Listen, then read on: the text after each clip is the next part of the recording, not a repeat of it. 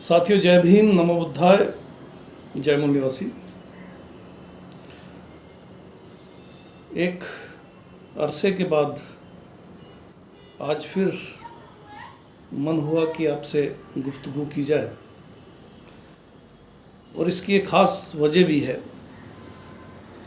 वो वजह ये है कि हमारे मूल निवासी बहुजन समाज यानी SC ST OBC और हमसे धर्मांतरित जो माइनॉरिटीज़ हैं, अल्पसंख्यक हैं, उनके अंदर एक परेशानी सी देखने को मिल रही है। थोड़ा और सिंपल समझने की कोशिश करते हैं। कुछ नाउम्मीदी सी है उनमें, कुछ परेशान है वो इस चीज़ को लेके कि जिस तरह के हालात RSS, भाजपा, हिंदुत्ववादी संगठनों ने भारत में बना दिए हैं, इसका आने वाले समय में क्या हश्र होगा। साथियों, ऐसा है, भारत जंबो द्वीप हुआ करता था,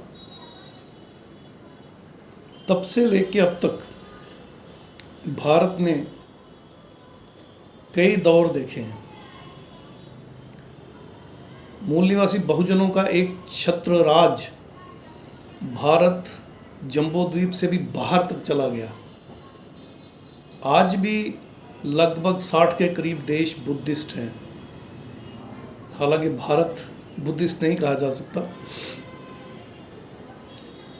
इसके अलावा जितने भी बाहर से हमलावर आए, हून आए, कुषाण आए, जितने भी आए, उन्होंने भी बौद्ध धर्म को अपनाया और यहाँ के होके रह गए।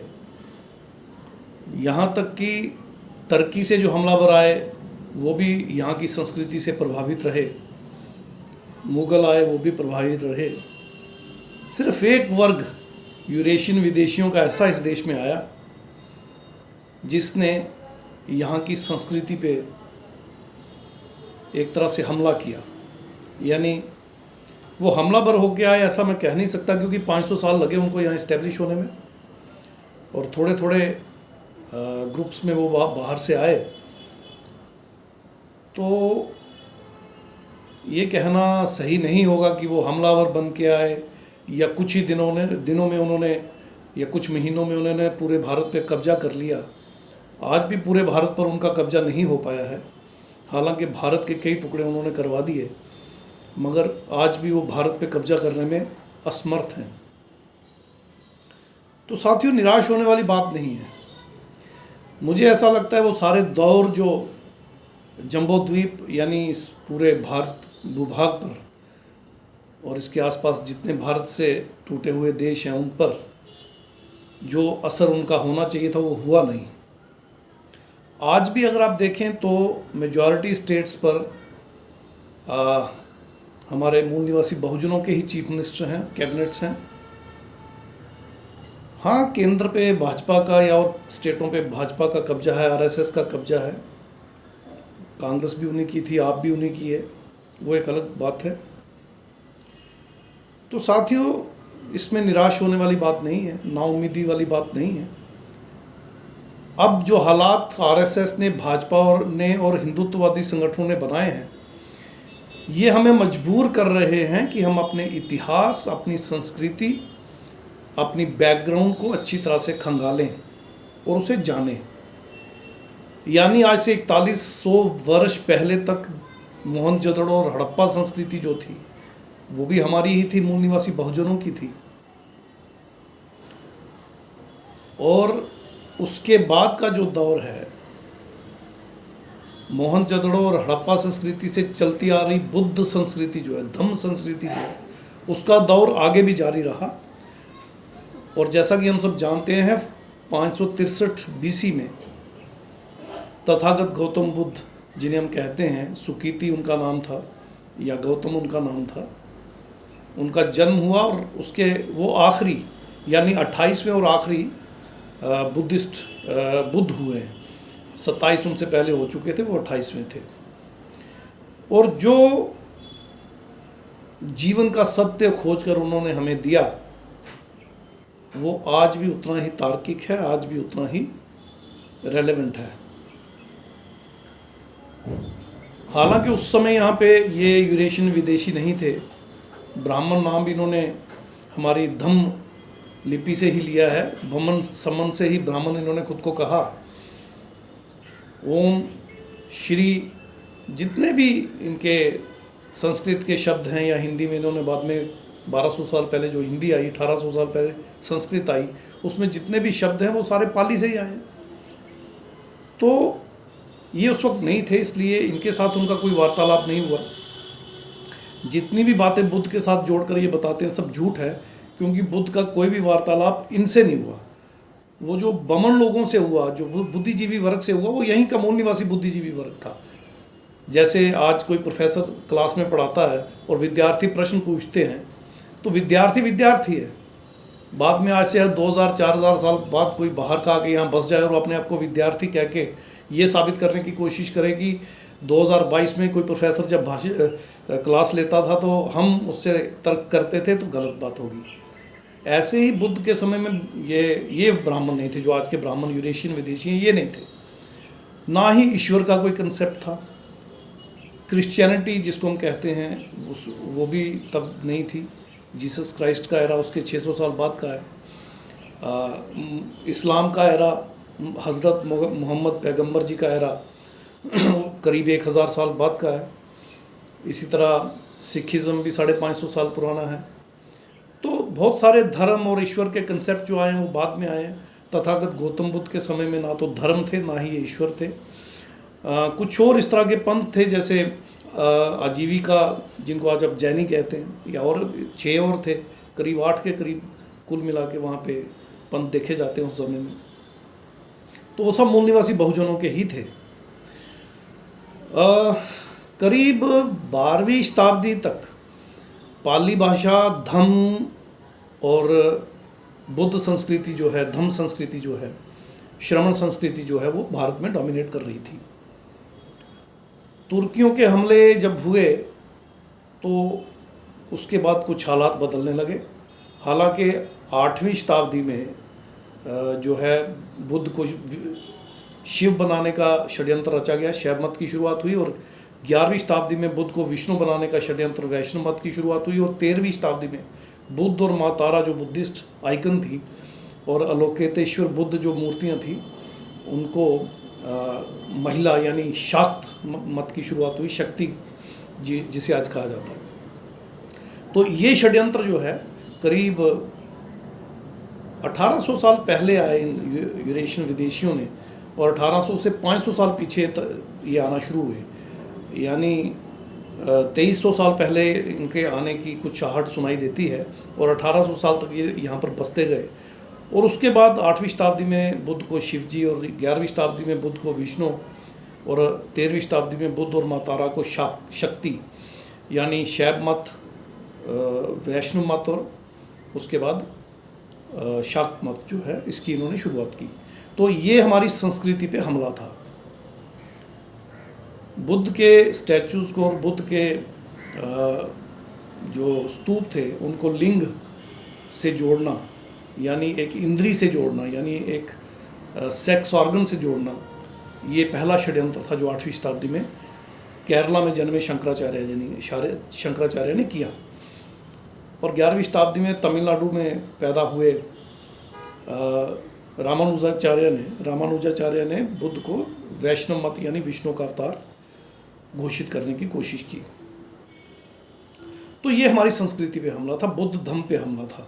इसके बावजूद 12वीं शताब्दी के अंत तक तकरीबन यहाँ पे बुद्धिस्ट ही लोग थे और धम्म का ही राज था। हमें ये समझना होगा कि संस्कृत जो है वो पाली प्रकृत भाषा जो है, उसके 3 फॉर्मेट तीनों पढ़ लिए गए हैं, पाली प्रकृत भी और खरोष्ठी भी, और एक हमारे यहाँ सिनली वगैरह जो है इस तरफ, सॉरी ये जो पाकिस्तान एरिया वगैरह है, अपना अफ़गानिस्तान वगैरह, तीनों पढ़ ली गई हैं। 4100 साल पहले जो मोहनजोदड़ो और हड़प्पा संस्कृति की जो भाषा है, जो चित्रों के माध्यम से प्रोपेगेट होती थी, वो अब तक नहीं पढ़ी गई, लेकिन बुद्ध के काल की सारी भाषा पढ़ ली गई है। वो सारे शिलालेख अगर आप स्टडी करेंगे तो आप पाएंगे कि 1800 साल पहले तक तो संस्कृत नहीं थी। बुद्ध की जो धम्म लिपि थी, धम्म लिपि ही बाद में नागरी लिपि बनी, जिसको ये देवनागरी बोलते हैं। देव शब्द भी जो है पाली का है। कई शिलालेखों में तथागत गौतम बुद्ध को देवों का देव, महादेव कहा गया है। चार मुखी बुद्ध की जो मूर्तियां हैं उनको ब्रह्म देव कहा गया है, जिसे ये ब्रह्म कहते हैं या ब्रह्मा कहते हैं। और सारे आइकन जो है बुद्धिस्ट से ही इन्होंने लिए। तो 1800 साल पहले संस्कृत का जन्म हुआ। हिंदी 1200 साल पहले पैदा हुई। और इनके सारे स्क्रिप्चर जो हैं, जो हिंदू स्क्रिप्चर हैं, लिटरेचर जो है माइथोलॉजी का, वो चाहे वेद हो, पुराण हो, स्मृतियाँ हो, श्रुतियाँ हो, रामायण, महाभारत, गीता, जो भी हैं, ये पिछले करीब 550 साल के अंदर लिखे गए हैं, इससे ज़्यादा पुराने नहीं हैं। हाँ, वर्बल करीब 1800 साल पहले से इनका ये शुरू हो गया था। वर्ण व्यवस्था, जाति व्यवस्था बनाने की कवायद शुरू हो गई थी। और वर्ण व्यवस्था के बाद जाति व्यवस्था का तो 800-900 साल से ज़्यादा पुराना इतिहास नहीं मिलता है। 1000 साल के अंदर ही जाति व्यवस्था है। वर्ण व्यवस्था थोड़ा पहले इन्होंने वर्बली शुरू कर लिया था। 1464 में ऋग्वेद लिखा गया है, उसके बाद ये सारी किताबें इनकी लिखी हुई हैं। तो इनकी किताबों से अगर आप स्टडी करेंगे तो आप पाएंगे कि ये सारी रिसेंटली लिखी हुई किताबें हैं। तो ये हमारी संस्कृति पे इनका हमला था। उसके बाद मुग़लों के आने के बाद इन्होंने मुग़लों के साथ मिलकर उनके शासन प्रशासन में हिस्सेदारी लेकर हम पर राज करना शुरू किया और हम पर अपना ब्राह्मण धर्म बनाकर थोपने की कोशिश की। उसके बाद फ्रेंच, डच, पोर्तुगीज़ ये सारे आए, थोड़े समय के लिए आए, चले गए। और अंग्रेज़ जब आए तो उन्होंने करीब यहाँ पर 150 साल से ज़्यादा राज किया। इनके साथ मिलकर भी इन्होंने हमें दबाने की कोशिश की, मगर अंग्रेज़ों ने इनकी एक ना मानी और अल्टीमेटली अंग्रेज़ों ने हमारे फिर से पढ़ने लिखने के रास्ते खोल दिए, हथियार रखने के रास्ते खोल दिए, प्रॉपर्टी रखने के रास्ते खोल दिए और हमें हमारे इतिहास से जुड़ने के रास्ते खोले। एक अंग्रेज़ जिसका नाम जेम्स प्रिंसेप था, 1799 में जो इंग्लैंड में पैदा हुए और 1940 में ही जिनकी इंग्लैंड में ही डेथ हुई, 1840 में, 1816 में यानी 16-17 साल की उम्र में 1816 में वो भारत आए और 1816 से 1838 तक भारत में रहे। और उन्होंने धम्म लिपि को डिकोड किया, खरोष्ठी को भी डिकोड किया और तीसरी जो भाषा है प्राकृत उसको भी डिकोड किया। हालांकि उसमें कुछ गलतियां रह गई थी जो बाद में सुधार ली गई। तो उसके बाद आज धम्म लिपि सारी पढ़ ली गई है, शिलालेख पूरे पढ़ लिए गए हैं, तीनों प्राकृत भाषाओं को पूरी तरह से स्टडी कर लिया गया है और उससे सारा इतिहास खुल के सामने आ गया है, जिससे ये पता चलता है कि SC, ST, OBC और इनसे कन्वर्टेड मुस्लिम, सिख, क्रिश्चियन, 98% मुस्लिम, सिख, क्रिश्चियन जो भारत में है, या भारत इस सब कॉन्टिनेंट में, इवन पाकिस्तान में है, बांग्लादेश में है, इस सब कॉन्टिनेंट में जो है वो मूल निवासी बहुजनों से ही कन्वर्टेड है। तो ये जो 93% पॉपुलेशन इस रीजन की है, ये सब के सब बुद्धिस्ट थे। 12वीं शताब्दी के अंत तक ये सब बुद्धिस्ट थे। उसके बाद ब्राह्मण धर्म जब धीरे धीरे हमलावरों के साथ मिलकर इन्हें दबाने और कुचलने लगा और जातियों में बांटकर इन पर राज करने की कोशिश करने लगा, तो हालात बदले। और कई सौ साल की कोशिश के बाद आज भी ब्राह्मण जो है पूरे भारत पे कब्जा नहीं जमा पाया है। शासन, प्रशासन, न्यायपालिका, मीडिया पे इनका एक बहुत बड़ा वर्चस्व, एक कब्जा हो चुका है और साधनों संसाधनों को भारत के जो हैं उन पे कब्जा करने की इनकी कोशिश जारी है, जिसमें ये आज भी सफल नहीं हो रही। जैसे आप तमिलनाडु का उदाहरण ले लीजिए, MK स्टालिन और तमिलनाडु पे पूरी तरह से डीब्राह्मणाइजेशन हो चुकी है। इसी तरह और भी काफ़ी सारी स्टेट्स में इनकी काफ़ी बुरी हालत है और आने वाले समय में ये बिल्कुल एलिमिनेट हो जाएंगे, इरेज कर दिया जाएगा इनको पूरे इंडियन सब कॉन्टिनेंट से ही। भारत क्या, पाकिस्तान, बांग्लादेश, कहीं भी, नेपाल, भूटान, कहीं भी इनका कोई अस्तित्व दिखने को नहीं मिलेगा, ये मेरा दावा है। मगर इसके लिए एक ज़रूरत है बहुत बड़ी। देखिए, हमारे जो ST भाई हैं, जो ट्राइबल हैं, जो हमारे आदिवासी भाई हैं, उन्होंने तो ओपनली डिक्लेयर कर दिया है कि हम इस देश के मूल निवासी लोग हैं, ये देश हमारा है और हमारी संस्कृति के साथ छेड़छाड़ ना की जाए और हमें हिंदू ना माना जाए, ना लिखा जाए, और जो लिखेगा 6 महीने की सज़ा होगी। झारखंड में ये कानून भी पास हो गया। तो ST जो करीब 8% हैं, उन्होंने डिक्लेयर कर दिया हम हिंदू नहीं हैं। SC भी इस बात को काफ़ी हद तक समझता है कि वो हिंदू नहीं है और उनकी पॉपुलेशन करीब 15 से 16%, कम से कम 16% है। और इतना ही मुस्लिम है 16%, वो भी अपने आप को क्लियरली डिक्लेयर करता कि हम हिंदू नहीं हैं। सिख करीब 1.5% या 2% मान लीजिए और क्रिश्चियन 1% मान लीजिए। तो ये कुल मिला के 16 और 16 32 और 3 35 और 8 43% तो सीधा सीधा कह रहा है कि हम हिंदू नहीं हैं। अब एक बहुत बड़ा वर्ग जो है ओबीसी का, ये नहीं कह रहा कि हम हिंदू नहीं हैं। ये जातियों में भी बंटा हुआ है, ये वर्णों में भी बंटा हुआ है, और ब्राह्मण धर्म में ये नीच भी है। ब्राह्मण क्षत्रिय वैश्य के बाद चौथे वर्ण में आता है। और जातियों में भी ब्राह्मण की जातियां, क्षत्रिय की जातियां और वैश्य की जातियों के बाद ये नीच है। यानी अगर ये ब्राह्मण धर्म में अपने आप को या हिंदू धर्म में अपने आप को रखता है तो ये सबसे नीच है। तो क्या करना होगा? जो एससी वर्ग लाया हुआ अपने आप को हिंदू समझ रहा है और जो ओबीसी वर्ग लाया हुआ अपने आप को हिंदू समझता है, इनको ये बताना होगा कि 12वीं शताब्दी के अंत तक तुम बुद्धिस्ट थे, तुम एबोरिजिनल इंडिजीनियस इंडियन हो, इस भारत के मूल निवासी हो, बहुजन तुम मूल निवासी हो, तुम ब्राह्मण धर्म में या हिंदू धर्म में हिंदू नहीं हो। ब्राह्मण धर्म तुम्हें ब्राह्मण नहीं मानता और हिंदू धर्म भी तुम्हें कुछ नहीं मानता। तो तुम्हें ये जानना होगा। यानी बहुत बड़ा तबका जो है ओबीसी का और एससी का, जो मूर्ख बनाकर हिंदूआइज्ड कर दिया गया है, जिनके भड़वे दल्ले और दलाल ब्राह्मणों के और ब्राह्मण क्षत्रिय वैश्य के, खास करके ब्राह्मणों के तलवे चाट और पता नहीं क्या क्या चाट बने हुए हैं, वो अपने वर्ग को पूरी तरह से हिंदू बनाने में और हिंदू डिक्लेयर करवाने में लगे हुए हैं। तो साथियों, जब तक ये लोग अपने आप को भारत का मूल निवासी वर्ग नहीं मानते या बुद्धिस्ट नहीं मानते खुद को, ना शासन में इनकी हिस्सेदारी होगी, ना प्रशासन में, ना न्यायपालिका में, ना मीडिया में, ना देश के साधनों संसाधनों में, और ये हमेशा इनकी पीढ़ी दर पीढ़ी गुलामी जारी रहेगी। ये गुलाम ही रहेंगे कई पीढ़ियों तक, आने वाली कई पीढ़ियों तक, कई नस्लों तक, कई जनरेशन्स इनकी गुलाम रहेंगी। क्योंकि इनकी रेस जो है वो एससी, एसटी, ओबीसी और कन्वर्टेड मुस्लिम सिख क्रिश्चियंस की एक ही है, और हम पर जो यूरेशियन विदेशी बैठा हुआ उसकी नस्ल, उसकी रेस अलग है। ये नस्लों का मसला है, रेसिज्म का मसला है। इसलिए वो हमें नीच कहते हैं, खुद को ऊंचा कहते हैं।